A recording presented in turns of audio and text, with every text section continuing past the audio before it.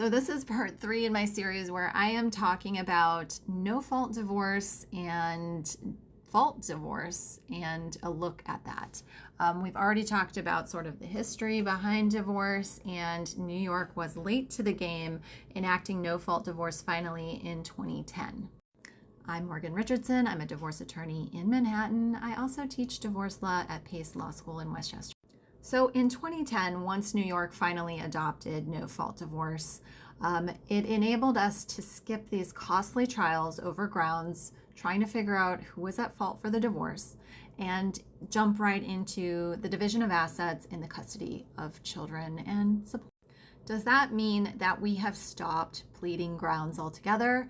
Absolutely not. I do from time to time find myself using grounds, especially grounds like cruel and inhuman treatment, because if the cruel and inhuman treatment is egregious enough, it will implicate the division of the assets. Meaning, if you are abusive and horrible and you're in an abusive marriage, the person who is guilty of that can be ordered to have less than their share of the marital assets, and you could be awarded more of your share of the marital assets based on the fault.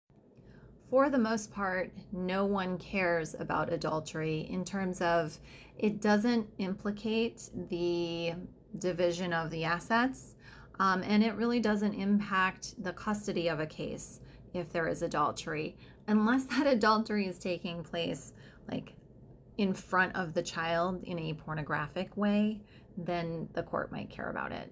This is really hard to hear for someone who is a victim of adultery, because it is an incredibly painful and trust-breaking experience for them, and they want some sort of recourse. The recourse that we can offer is that we will still get your divorce based on those grounds. We can still plead adultery grounds. We just have to plead it with very specific information, so it's not enough to just say, well, I heard he did whatever. We need some really specific, explicit detail.